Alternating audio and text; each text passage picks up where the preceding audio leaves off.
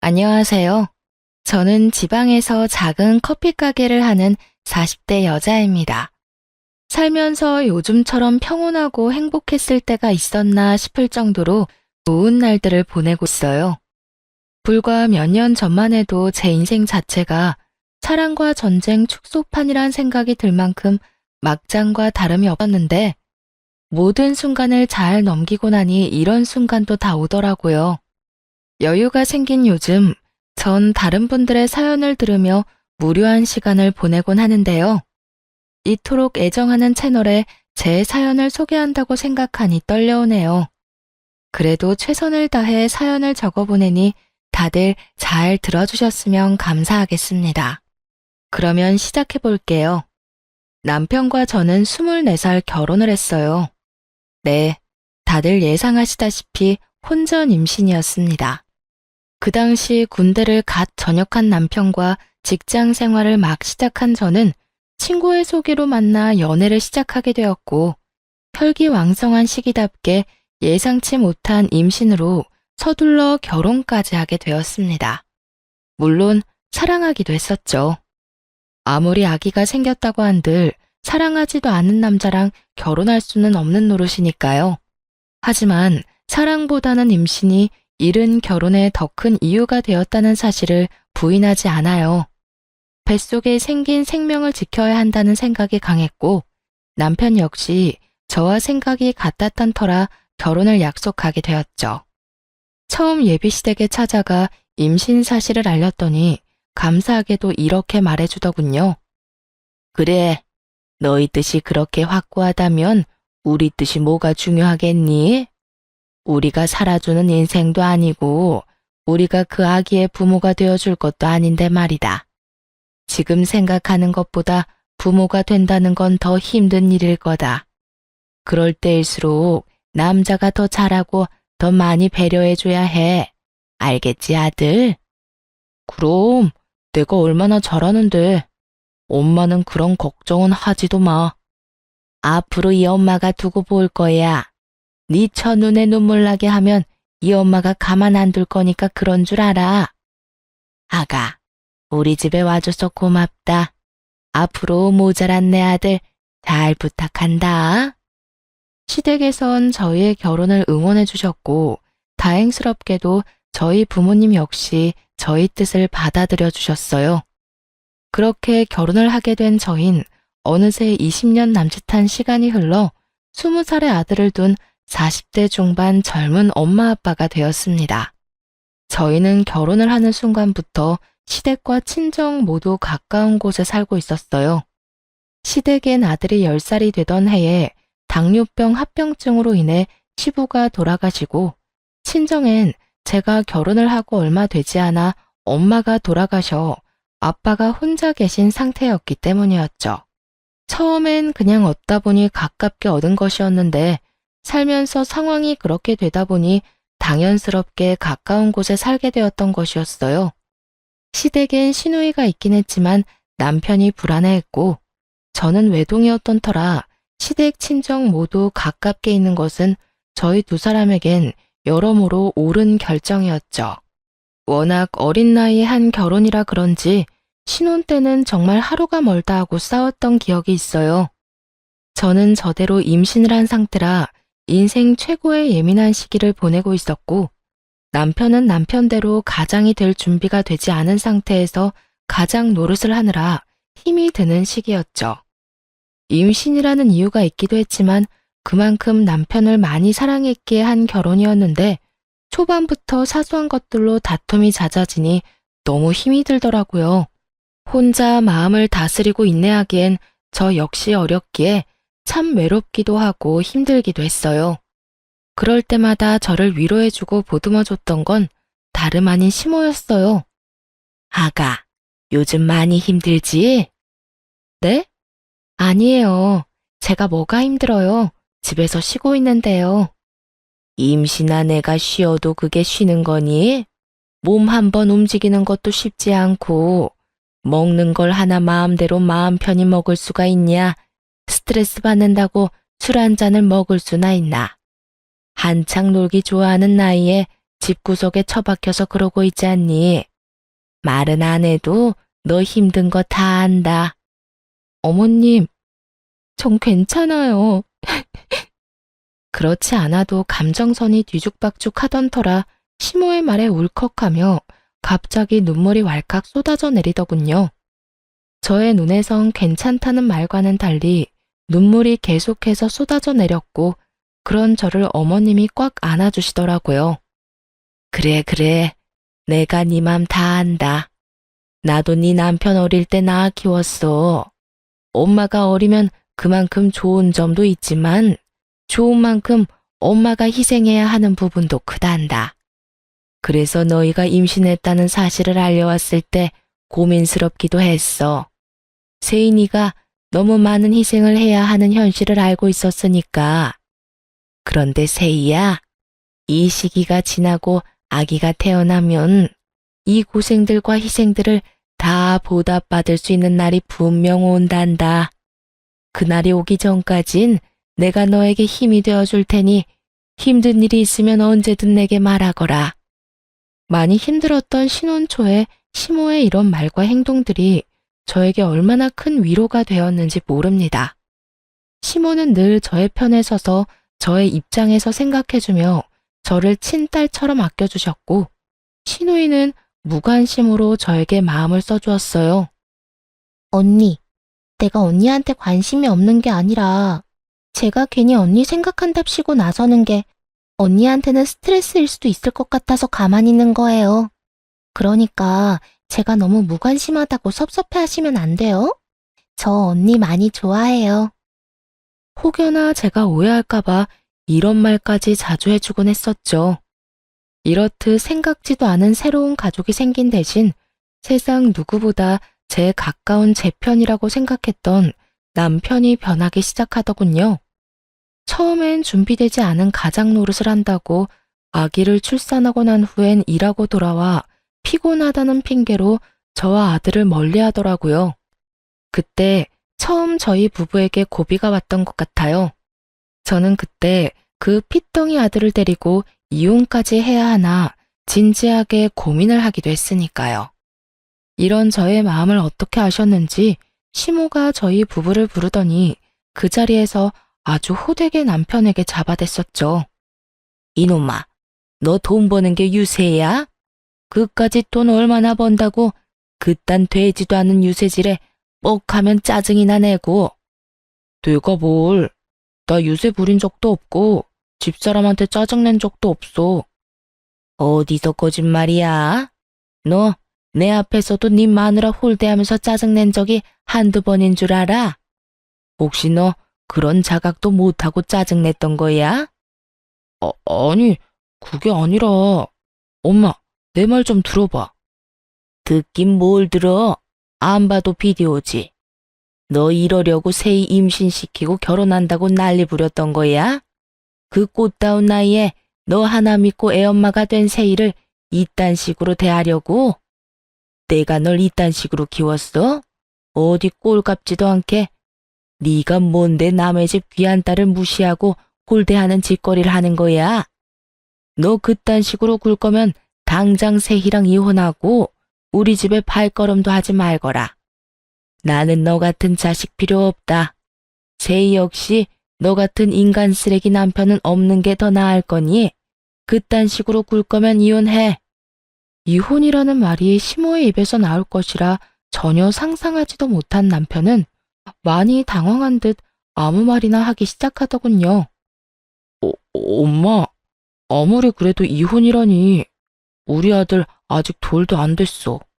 내 아들 엄마 없는 애로 키우란 말이야.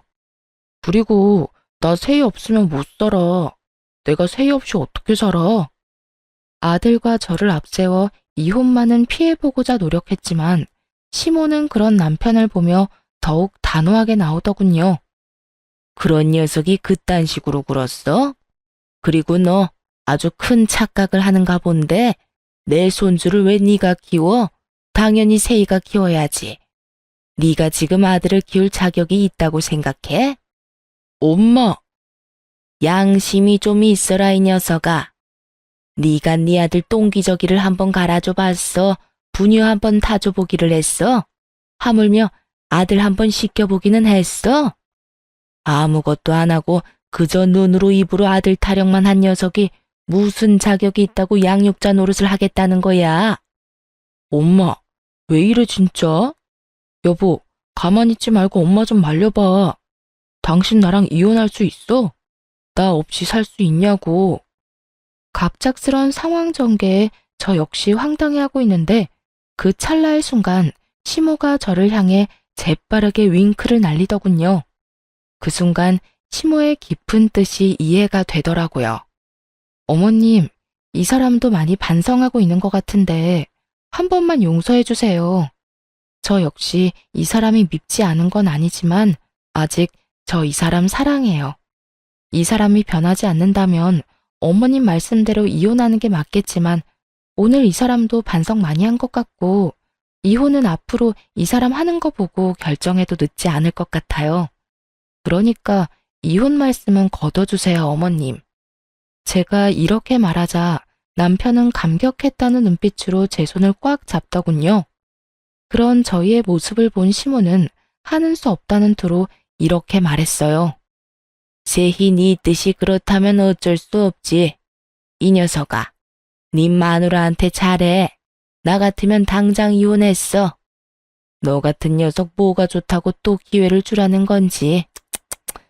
네 복 네가 차는 짓거리 하지 말고 있을 때 잘하란 말이야.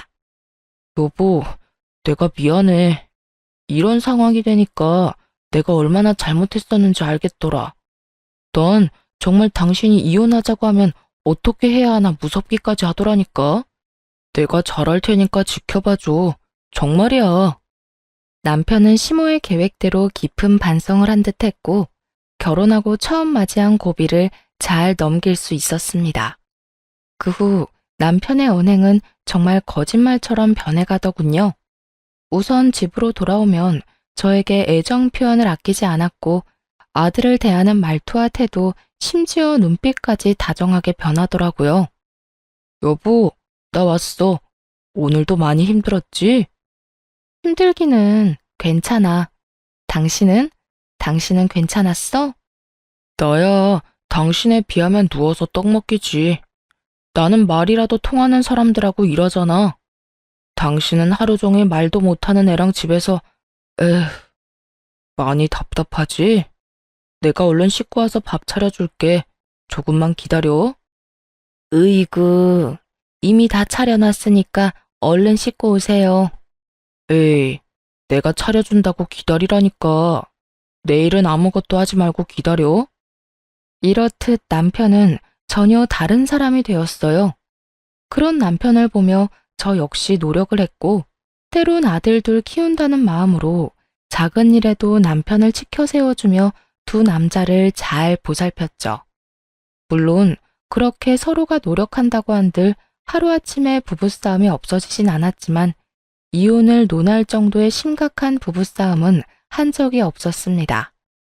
그렇게 세월은 흘러 아들이 20살이 되어 대학을 보내고 이제야 한숨 돌리고 제 인생을 사나 싶었더니 갑작스럽게 시모가 뇌출혈로 쓰러지게 되었어요. 천만다행으로 목숨엔 지장이 없었지만 하반신 마비가 오고야 말았죠. 시모 혼자서는 도저히 생활이 불가능한 상태였고 하나 있던 시누이 역시 결혼을 하며 지방에서 생활하고 있던 터라 시모의 간병은 제가 맡아야만 하는 상황이었어요. 그런 상황이 불만이었냐고요? 천만에요. 시모는 저에게 있어 정말 친정엄마와 같은 존재였고 그랬기에 전 당연하다는 마음으로 저희 집으로 시모를 모시고 왔습니다. 조금의 고민도 하지 않고 시모를 모시고 오는 저를 보며 남편 역시 처음엔 고마워했죠. 여보, 정말 고마워.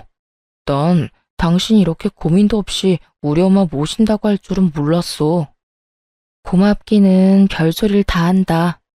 어머님, 당신 엄마이기도 하지만 내 엄마이기도 해. 우리 엄마가 편찮으신데 당연히 우리가 모셔야지 누가 모셔? 그러니까 당신도 싱거운 소리 하지 말고 어머님께 잘해. 부모님이 한평생 우리 곁에 있어줄 것 같지? 그렇지도 않더라. 당신도 잘 알 거 아니야. 우리 후회하지 않게 잘하자.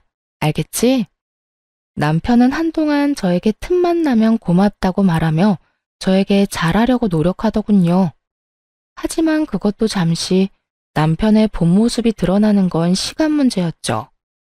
여보, 집골이 이게 뭐야? 청소는 하는 거야? 당연하지. 나 몰라? 다른 건 몰라도 청소는 아침 저녁으로 하는 거? 왜? 어디 더러워? 콕 집어서 어디가 더럽다는 게 아니라 전체적으로 먼지가 너무 많잖아.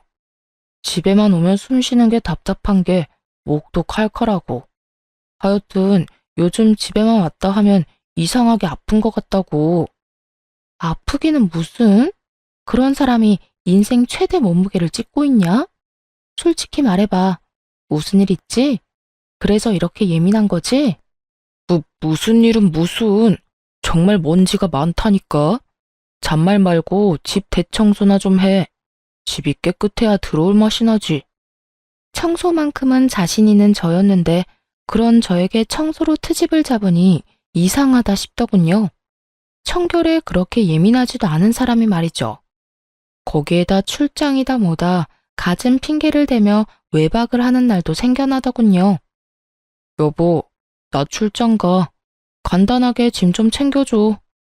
출장? 또 출장이야? 이때껏 출장이라고는 없더니 요즘 출장이 잦네? 그만큼 당신 남편이 회사에서 인정받고 있다는 뜻이잖아. 중요한 출장을 아무나 보낼 수가 있어? 다 내 능력이 출중하니까 날 믿고 다녀오라는 거야.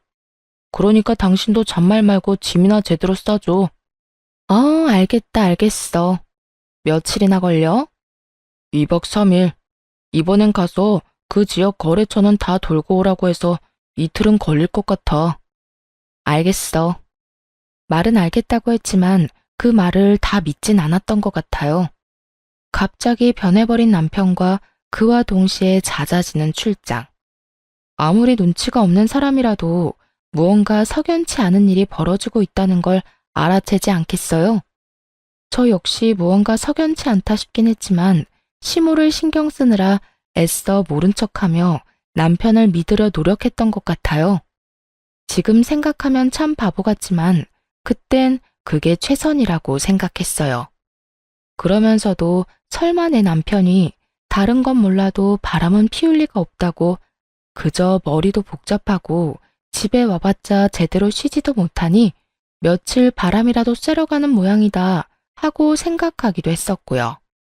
이런 남편의 변화를 시모가 눈치채지 못할 리 없었고 어느 날은 시모가 남편을 불러 앉혀놓고 한 소리할 심상으로 남편을 불렀어요.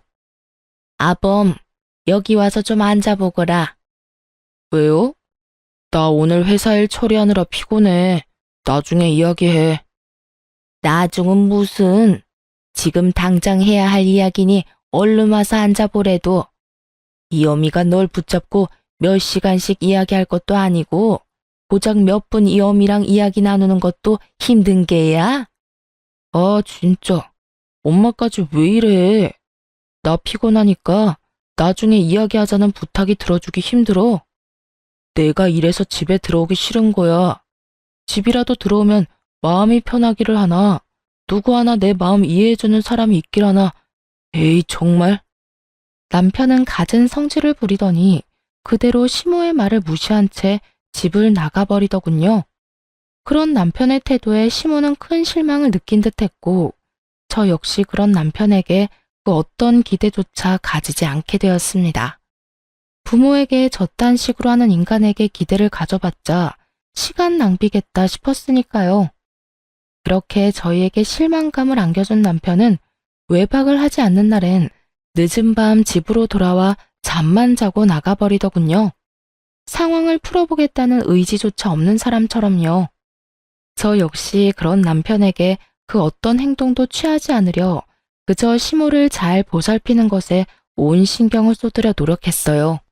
그렇게 한 집에 살지만 남남처럼 지내던 어느 날 시모가 저를 불러 앉히더니 진지한 얼굴로 서류 봉투 하나를 건네주더라고요. 그 봉투 안엔 남편이 낯선 여자와 외도를 저지르는 모습이 담긴 사진과 상간녀의 나이부터 사는 곳, 하는 일까지 세세하게 적힌 종이가 들어있더군요. 손이 덜덜 떨려오고 믿을 수 없는 사실에 생각마저 멈춰버리더군요. 그 순간 시모가 저의 손을 잡아주었고 그제야 정신을 차린 제가 마음을 가다듬고 시모에게 물었어요. 어머님, 이게 다 뭐예요? 내가 참 할 말이 없구나. 내가 아무래도 이 녀석 하는 꼴이 수상해서 돈 주고 사람을 붙여봤더니 이 녀석이 결국 너한테 이런 잘못까지 저지르고 있더구나. 어찌해야 할 바를 모르겠더라고요. 그 자리에서 무너져 내리기엔 시모의 걱정이 너무 클 것 같고 그렇다고 아무렇지 않은 척하기엔 밀려오는 배신감이 너무나도 컸으니까요. 시모는 이러한 제 심정을 다 안다는 듯 이렇게 말하더군요. 거기에다 다른 건 몰라도 외도만은 아닐 거라고 그렇게 믿고 또 믿었는데 그렇게 제 두 눈으로 다 보고 나니 상황을 받아들이게 되면서도 애써 부인하고 싶기도 한 이중적인 생각이 머릿속을 복잡하게 만들었어요. 제이야, 너 이혼해. 나 걱정하지 말고 그냥 이혼하거라. 너도 알다시피 나한테 내 한 몸 건사할 만큼의 돈은 충분히 있어. 요즘 돈만 있으면 요양원도 천국이라고 하더라. 그러니까 내 걱정하지 말고 너도 네 갈 길 가. 애도 이제 다 컸겠다. 여기서 발목 잡혀 살지 말란 말이야. 어머님, 아무리 그래도 제가 어머님을 두고 어떻게 이혼을 하겠어요. 그리고 요양원이라뇨. 아무리 좋은 요양원이더라도 자식들이 자주 오가야 하는데 아범이 그럴 리도 없고. 아무튼 안 돼요, 어머님. 아니다, 아니야. 말만이라도 고마우니 이혼하거라. 너 아직 40대 중반밖에 안 됐어. 넌 어떻게 생각할지 몰라도 아직 꽃다운 나이란 말이야. 얼마든지 새 출발할 수도 있고 아직 뭐든 시작할 수 있는 나이야. 그러니까 이혼하고 새 출발해. 평소 강직하던 시모는 이렇게 말하며 울고 있더라고요. 저에 대한 미안함과 아들에 대한 배신감이 뒤섞여 한참을 우시는데 저도 함께 울어버렸습니다. 그렇게 폭풍 같은 날이 지나고 시모는 저에게 시간이 날 때마다 이혼을 이야기하고 있었고 전 저대로 고민에 빠져 있었어요. 남편 놈만 생각하자면 당장이라도 그 머리털을 다 뽑아놓고 이혼을 해도 모자랄 지경이었지만 그렇게 이혼을 해버린다면 시모가 제 명에 살지 못할 것이 뻔했으니까요. 그렇다고 해서 어머님을 위해 그 모든 걸 인내하고 살자니 제가 화병이나 죽을 것만 같았고요. 이렇듯 저의 고민이 깊어지던 어느 날, 저의 깊은 고민을 날려주는 사건이 일어났어요. 갑자기 건강하시던 아빠가 쓰러진 것이었어요. 다행히 건강엔 이상이 없었지만 나이도 있으신지라 한동안 병원에 지내며 여러 검사와 안정을 취하기로 했습니다. 시모에 이어 아빠까지 이런 일이 일어나니 정말 심적으로 너무 힘들더군요. 거기에다 남편까지 그 모양이니 어디 마음 들 곳 하나가 없어 더욱 힘들었어요. 그런데 그런 저에게 집으로 돌아온 남편이 다짜고짜 핵폭탄급 난리를 부리기 시작했어요. 이야기 다 들었어. 장인어른 병원 입원하셨다며? 그건 또 어떻게 알았대? 엄마가 전화 왔더라. 그래서 하는 말인데 난 장인어른까지 모실 생각 없으니까 그렇게 알고 헛소리 할 생각도 하지 마. 뭐라고? 난 장인어른까지 모시고 살 생각 없다고. 우리 집이 요양원도 아니고 아픈 사람은 우리 엄마 한 명만으로도 버거워. 그러니까 장인어른 쓰러졌다는 핑계로 우리 집에 모시고 올 생각은 하지도 말라고. 난 두 노인애들 책임질 생각 따윈 없으니까. 제가 시모에게 어떻게 했는데, 그리고 지금까지도 제가 시모를 어떻게 모시고 있다는 걸 뻔히 다 보고 있는 남편놈이 있단 말을 하니 정말 저게 인간이 맞나 하는 생각마저 들더군요. 아무리 상간녀에 미쳐 제정신이 아니라고 한들 인간으로서의 도리가 있는 것인데 그 순간 남편 새끼는 도리란 없는 인간처럼 굴고 있었어요. 저희 아빠, 저도 생각 같아선 집에서 모시고 싶은 마음이 굴뚝이었습니다. 하지만 아시다시피 여자 힘으로 아무런 도움도 없이 혼자 아빠를 돌본다는 것이 거의 불가능에 가까운 일이란 걸 저는 누구보다 잘 알고 있었어요. 그랬기에 슬프고 죄송하지만 애초에 집에서 모시는 것이 아닌 필요할 시에 따라 병원 신세를 져야만 한다고 각오도 하고 있었고요. 그런데 남편놈이 그딴 소리를 하니 저 역시 참을 수가 없더군요. 책임? 언제부터 네가 어머님을 책임지고 있었다고 감히 책임이란 단어를 입에 올리는 거야? 넌 어머님이 우리 집에 오는 그 순간부터 이 집에서 한 거라곤 먹고 자고 싼 거밖에 없어. 그런 주제에 감히 뭐? 책임? 야, 지나가던 개가 웃겠다. 그리고 네 엄마는 모시는데 왜 우리 아빠는 안 된대? 네가 무슨 자격으로? 우리 아빠를 어디에 모시건 내 자유고 내 마음이니까 넌 상관하지 말고 하던 대로 살아. 늘 그렇듯 집에 신경 끄고 살라고. 금방이라도 아빠를 모시고 살 것처럼 구는 저의 태도에 남편놈은 머리를 쓸어넘기며 저를 노려보더군요. 한참을 노려보고 서 있던 남편은 이내 저에게 이혼을 통보하기 시작했어요. 내가 말했지. 난 절대 장인어른까지 모실 생각 없다고. 당신이 정 장인어른까지 끼고 살고 싶으면 나랑 이혼하고 모셔. 이혼이라는 말이 혀끝에 달려있는 사람이 누군데 적반하장도 유분수지 잘도 이혼하자고 짓거리더군요. 지금 이혼이라고 했니? 그래, 나는 죽어도 장인어른까지 모시는 꼴은 못 보겠고 당신은 죽어도 장인어른을 모시고 싶은 거잖아. 그러니 어쩌겠어. 이혼이라도 해야지. 그런 줄 알고 이혼 준비나 해도. 그래, 이혼해. 누가 무서워할 줄 알아? 잘 됐네. 근데 말이야, 너 이혼 사유는 너한테 있는 거 알지? 뭐? 이혼 사유? 그래, 네가 네 아빠 모시고 싶어서 이혼하는 거니까 이혼 사유는 너한테 있는 거지. 그러니까 내 아들도 재산도 아무것도 너한테 못 주니까 네 짐 챙겨서 이 집에서 나가. 뭐? 몸만 나가라고? 네가 인간이니?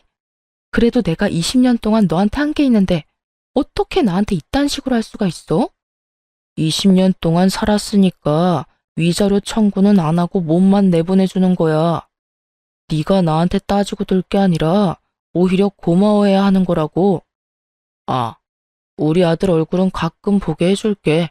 그건 걱정하지 마. 이 와중에 저에게 위자료 한 푼도 아까웠는지 유책 배우자를 저로 몰고 가기 시작하더군요. 어찌나 뻔뻔한지 그 뻔뻔한 면상을 확 걷어차주고 싶은 심정이었어요. 거기에다 외도까지 저지르고 있는 주제에 감히 아들까지 입에 올리다니. 저의 전투 의지가 활활 불타오르는 것이 다 느껴지더군요. 아, 그래. 이런 말이 있지. 길고 짧은 건 대봐야 한다고. 두고 보자. 재산은 누구한테 더 많이 주어질지, 우리 아들은 누가 데리고 가게 될지. 거기에다 위자료는 누가 누구한테 주게 될지 말이야. 뭘 상상하든 그 이상을 겪게 될 테니까. 제가 모든 사실을 알고 있다는 사실을 꿈에도 알지 못하는 남편놈은 재수없게 실실 비웃으며 이렇게 말하더군요. 마지막 발악을 해보시겠다. 그래. 다 해봐. 참고로 변호사 비용 만만치 않다. 괜한 오기로 아까운 돈 쓰지 말라고 미리 이야기해주는 거니까 새겨들으라고. 내 걱정 말고 네 걱정이나 해. 그리고 이 집은 이혼하기 전까진 내가 지낼게. 그 정도는 해줄 수 있지? 그래, 그 정도는 양보해줄게. 어차피 엄마 병원 알아볼 동안엔 엄마 병수발 들 사람이 필요하기도 하고 너도 이 집하고 엄마한테 인사는 해야 할 테니까. 그럼 법원에서 보자. 남편은 의기양양한 태도로 집을 나갔고 도끼를 가득 품은 채 이혼을 준비하게 되었습니다. 우선 전 남편에게 위자료 청구를 함과 동시에 상간녀 소송까지 걸어버렸고 모든 사실을 한 남편에게서 전화가 왔더라고요. 너 미쳤어? 조용히 이혼하자고 했더니 위자료 청구에 상간녀 소송까지 걸어? 네가 감히 누구한테 상간녀 소송을 걸어? 미안함이라곤 전혀 느껴지지 않는 남편의 말을 들으며 아들의 아빠고 나발이고 철저하게 완벽한 복수를 해줘야겠다는 생각만 들더군요. 그런 생각이 들자 남편에게 참 고맙더라고요. 사실 아이의 아빠기도 하고 그간 살았던 세월이 있어서 그런지 이렇게까지 해서 나에게 남는 게 뭘까 하는 생각도 들곤 했었거든요. 그런데 이렇게까지 인간 쓰레기적인 면모를 아낌없이 보여줘 제 마음을 가볍게 해주었으니까요. 감이라니. 이럴 땐 감이가 아니라 당연하다고 하는 거야. 남편이 웬 젊은 여자랑 바람 피우고 있는데 당연하게 상간녀 소송 정도는 걸어줘야 하지 않겠어? 네가 이런다고 달라지는 게 뭔데? 뭐, 그까짓 돈? 그것 때문이야? 고작 돈 때문에? 고작 돈 때문이겠니? 내가 그렇게 돈에 미친 여자는 아니란 걸 잘 알잖아.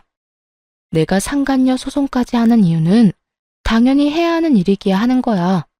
인생은 너랑 그딴 년 때문에 막장이 되어버렸는데 그녀는 행복하게 하하호호 웃으며 사는 꼴을 그냥 보고 있을 수만은 없잖아. 너도 그년도 적어도 인간이면 소송하는 중에 최소한 내가 저지른 불륜이 법에 위반되는 나쁜 일이구나 하는 정도의 생각은 하겠지.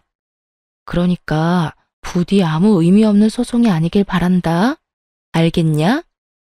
제가 이런 말까지 했는데도 불구하고 남편과 상간녀는 전혀 반성 따위는 모르는 사람처럼 굴더군요.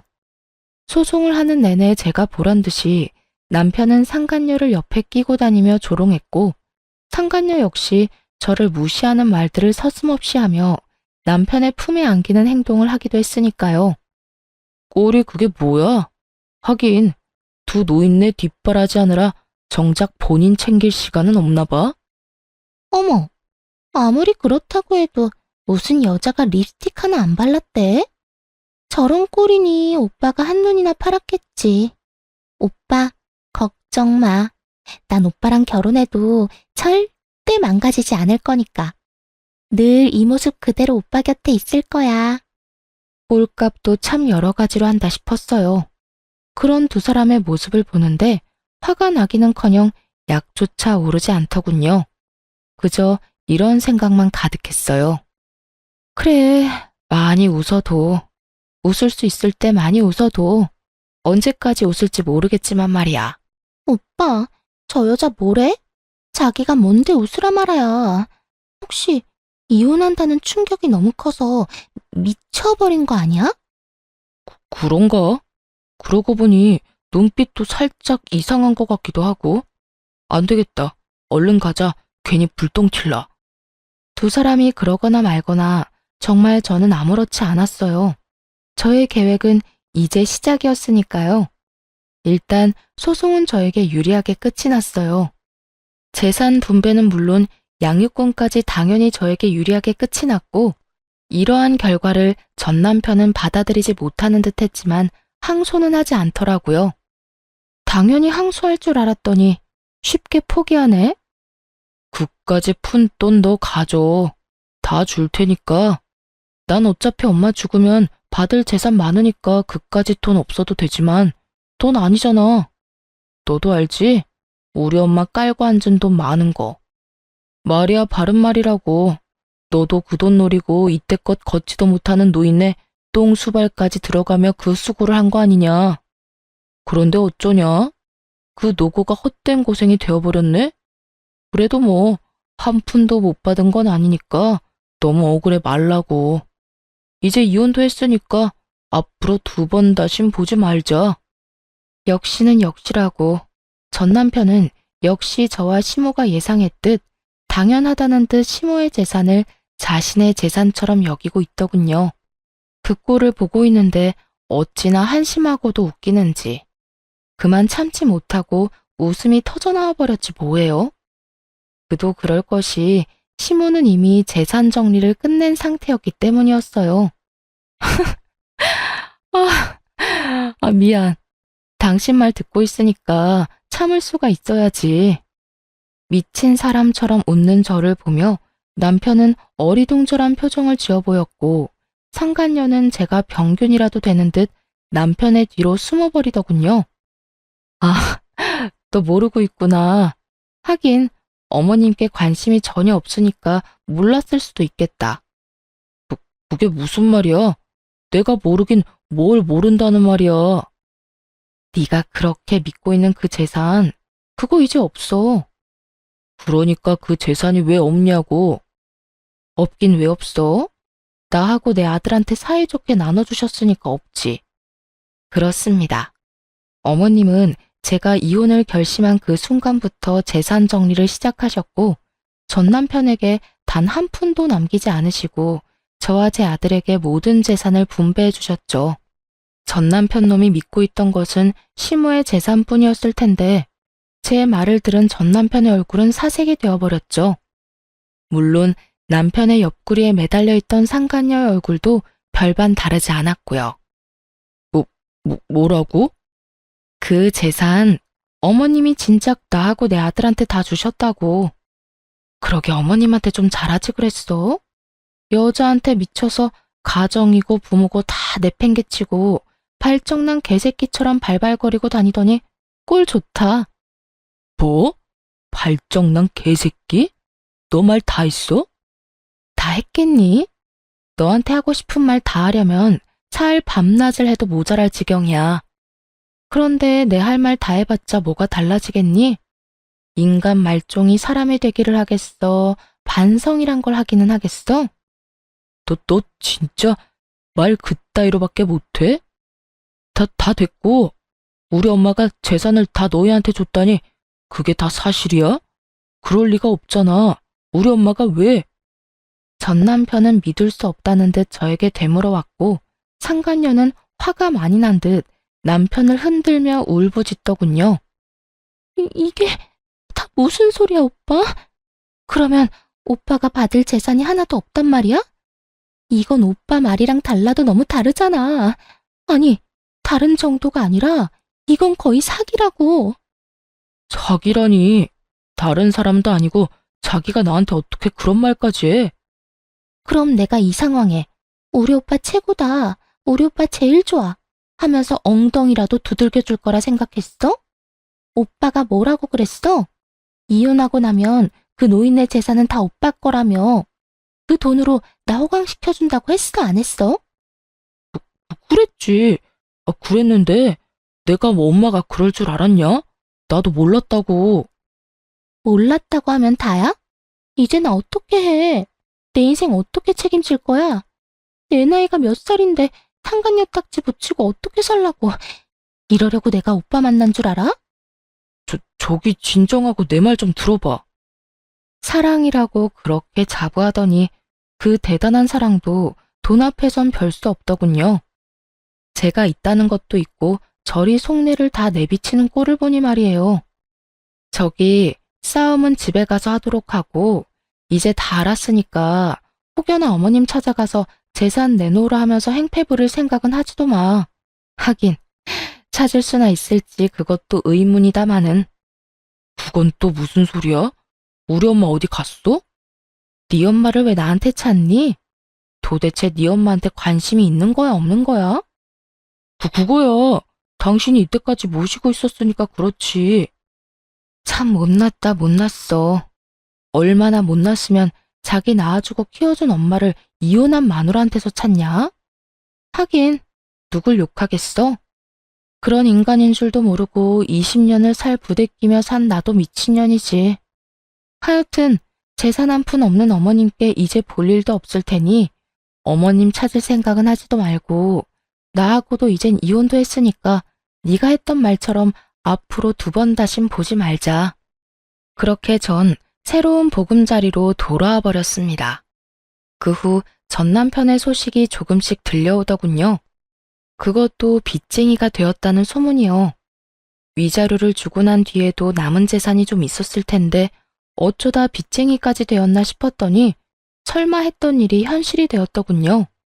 나이가 20살이 어린 그러니까 제 아들과도 나이 차이가 얼마 나지 않는 상간녀가 그 나이 많은 유부남이 뭐가 좋다고 붙어 있었겠어요? 다들 임무와 외칠 수 있듯이 역시나 돈이었죠. 시모의 재산을 정리하며 자세히 알게 된 사실인데 시모의 재산이 생각보다 꽤 많더라고요. 그 재력을 누구보다 잘 알고 있던 전 남편은 모르긴 몰라도 시모의 재력을 앞세워 자랑하듯 말했을 테고 그 돈에 홀딱 넘어간 상간녀였기에 그 이유가 사라진 지금 전 남편의 옆을 지킬 이유가 없었겠죠. 그런 상간녀는 전 남편의 남은 재산만 아니라 전 남편의 명의로 대출까지 받을 대로 받게 해 제대로 한탕 해먹고 도망갔다는 이야기를 들을 수 있었죠. 어디 양심도 없이 아들의 여자친구라 해도 믿을 수 있는 새파랗게 어린 여자와 감히 로맨스를 꿈꾸더니 꼴 좋다 했어요. 통쾌한 소식을 듣고 난 후 얼마 지나지 않아 전 남편에게 전화가 왔더라고요. 여보, 잘 지냈어? 이제 와서 내 안부가 궁금한 거야? 소문 들어보니 당신이 남 안부나 궁금할 처지가 아니던데. 이럴 시간에 네 노후나 걱정해. 다 들었구나. 그래, 나 그 빌어먹을 년이 돈 가지고 도망가는 바람에 꼴이 우습게 됐어. 그래서 요즘 힘들기도 하고. 그래서 그런지 요즘 따라 우리 아들이 너무 보고 싶더라고. 아들? 너 지금 아들이라고 했니? 너한테 아들이 어디 있어? 잊었니? 여자한테 미쳐서 가정이고 아들이고 다 버리고 간 거? 후회하고 있어. 내가 미쳤었나 봐. 그깟년이 작정하고 꼬시는 줄도 모르고 당신도 버리고 아들도 버리고 이제 와서 새삼 당신한테 너무 미안하더라고. 입에 침이나 바라고 거짓말하지 그래? 나한테 미안하기는 개뿔. 다 듣기 싫으니까 하고 싶은 말 있으면 얼른 하지 그래. 그게 나 우리 아들 얼굴 한 번만 보여주면 안 될까? 정말 다른 뜻이 있는 게 아니라 아들이 너무 보고 싶어서 그래. 아들이 보고 싶다니 정말 구역질이 나더군요. 거기에다 다른 뜻이 있는 게 아니라는 걸 보니 다른 뜻이 있음이 뻔히 보였어요. 그건 바로 아들이 물려받은 재산임이 분명했고요. 개소리하고 있다. 다 됐고 내 아들은 너 보기 싫대. 너 죽어도 장례식장에도 갈 생각이 없다고 하더라. 그런 줄 알고 두 번 다시 연락도 하지 말고 우리 앞에 나타날 생각도 하지 마. 알겠어? 여보, 그러지 말고 정 얼굴 보여주는 게 힘들면 정말 이런 말까지 하고 싶지 않았는데 돈 좀 주면 안 될까? 나 정말 돈이 한 푼도 없어서 그래. 그년이 대출까지 있는 대로 받아서 도망가는 바람에 내 월급으로 감당도 안 되고 퇴직금도 진작 다 당겼어서 큰돈 구할 데도 없어. 나 지금 오갈 데도 없어서 찜질방에서 지내. 한 푼도 없긴 찜질방 갈 돈은 있나 보네. 그렇게 야박하게 굴지 마. 그래도 우리가 함께한 세월이 20년이 넘는데 그까지 푼돈 좀 주는 게 힘들어? 당신이 돈이 없는 것도 아니잖아. 재산도 한몫 잘 뜯어갖고 엄마한테 받은 재산도 꽤 될 거 아니야. 20년 세월이 있는데 넌 젊은 여자랑 바람나서 다 버리고 갔어? 자기가 버릴 땐 언제고 이제 와서 20년? 대가 진짜 기가 막힌다. 어쨌든 돈이 차고 넘쳐서 뗄감으로 쓰는 한이 있어도 너 줄 돈은 없으니까 전화 끊어. 그렇게 저는 전화를 끊어버렸고 그 후론 연락이 닿는 일은 없었어요. 저뿐 아니라 아들까지 번호를 바꿔버린 것은 물론이고 집도 다른 지역으로 이사를 해버렸거든요. 그 후론 전 잘 지내고 있습니다. 물론 시모도 함께요. 이혼하고 난 후 시모는 저를 밀어내기 바쁘셨어요. 난 됐으니까 니들끼리 잘 살거라. 너희한테 내 재산 다 준 것도 아니고 나 죽을 때까지 쓸 만큼은 남겨놨어. 이 돈으로 요양원에 들어가든 실버타운을 들어가든 하면 되니 나는 신경 쓸 필요 없어. 어머님, 말이 되는 소리를 하세요.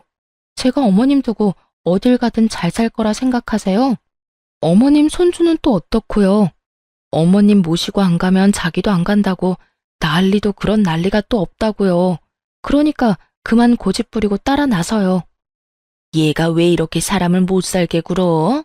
나는 가기 싫다니까. 정말이야. 너한테 짐이 되기 싫어서 그러는 게 아니라 내가 정말 너랑 살기가 싫어서 그래. 그런 식으로 말씀하시면 알겠습니다. 사시는 동안 평안하세요. 하고 제가 순순히 돌아설 줄 아셨어요? 어머님, 제 고집 아시죠? 어머님이 좋든 싫든 앞으로 저랑 사셔야 하니까 그런 줄 아세요. 적어도 어머님이 주신 재산 다 쓸 때까진 제 옆에 사셔야 하니까 그런 줄 아시고요. 아니, 그래도 얘가 너 나까지 끼고 살면 새 출발 절대 못해. 너 아직 나이도 40대밖에 안 됐고 아들도 다 키웠겠다. 새 출발해야지. 좋은 사람 안 만날 거야? 이대로 혼자 늙어 죽을 거냐고. 새 출발하는데 꼭 남자가 있어야 해요? 꼭 결혼해야 하냐고요. 저는요, 어머님, 이제 남자라면 아주 지긋지긋해요. 이제 겨우 아들 다 키워놓고 즐기면서 살 날만 남았는데 또 새로운 남자랑 살면서 그 뒷바라지를 또 하라니. 절대 싫습니다. 그러니까 어머님이 저 책임지고 같이 살아주세요. 그날 신모께서 참 많이 울더군요. 저 역시 그런 신모를 안고 많이 울었고요. 결국 시모는 못 이기시는 척 저를 따라 나서 주었고 지금은 저와 함께 행복하게 살고 계십니다. 물론 저희 아빠도 함께요. 아빠는 다행스럽게 건강을 회복하셨고 시모는 여전히 거동은 불편하시지만 양호한 상태로 잘 지내고 있어요. 이사한 집이 아주 넓은 주택이라 사돈지간끼리 모여 사는데 큰 불편함 없이 잘 지내고 있어요. 아들은 어느새 군대를 전역하고 곧 첫 출근을 앞두고 있네요. 언제 이렇게나 컸는지 참 뿌듯하면서도 아쉬운 마음도 들더군요. 언제까지나 품 안의 자식일 줄 알았는데 어느새 품에서 나가 혼자 살아갈 준비를 하는 아들의 모습을 보니까요. 그런 저의 마음을 알아챘는지 어느 날은 아들이 이런 말을 하더군요. 엄마, 이때까지 나 키워주느라 고생 많았어요. 앞으로는 내가 엄마랑 할머니, 할아버지까지 잘 챙기고 효도할게요. 그러니까 엄마는 이제 엄마가 하고 싶은 거 하면서 여유롭게 행복하게 살아요. 아들, 이미 엄마는 하고 싶은 거 다 하면서 살고 있어. 그러니까 엄마 걱정, 집안 걱정하지 말고 너 하고 싶은 거 망설이지 말고 다 하면서 살아. 나도 그래요. 나 하고 싶은 거 다 해서 좋은 회사에 취직도 했고 무탈하게 군대도 전역했고요. 다 엄마가 나 잘 키워줘서 이렇게 잘 클 수 있었지 뭐. 하여튼 혹시나 엄마가 힘들면 나한테 기대줬으면 좋겠어요. 이젠 나도 컸으니까 나한테 의지도 하고 고민도 털어놓으면서 그렇게 살아갔으면 좋겠어요. 그래, 고맙다. 우리 아들이 최고네. 그런 당연한 소리를. 하여튼 사랑해요, 엄마. 눈물이 왈칵 쏟아져 나오는 걸 얼마나 참았나 몰라요. 소중한 제 아들. 때론 자식처럼, 때론 남편처럼 저의 곁을 든든하게 지켜주며 요즘에도 뜬금없이 사랑한다는 말을 아끼지 않고 자주 해주는 사랑스러운 아들입니다. 그리고 전 사연 처음에 말씀드렸다시피 시골에서 작은 카페를 운영하며 지내고 있어요. 집 바로 옆 낡은 주택을 사 리모델링을 하고 카페를 열게 되었거든요. 정원도 있어 낮엔 아빠와 시모가 시간을 보내기도 좋고 저 역시 제 시야가 닿는 곳에 두 분이 계시니 심적으로 안심이 되기도 하고요. 여러모로 좋은 결정이었던 것 같죠? 이로써 저의 사연도 끝났네요. 어떠셨나요? 많이 답답하셨을까요? 아님 앞으로의 저의 인생을 응원해 주시는 분들이 더 많으실까요? 어찌되었든 저는 앞으로 두 분과 함께 행복하게 잘 살아가 보려고요. 저의 긴 사연 들어주신 모든 분 감사합니다. 좋은 하루 되세요.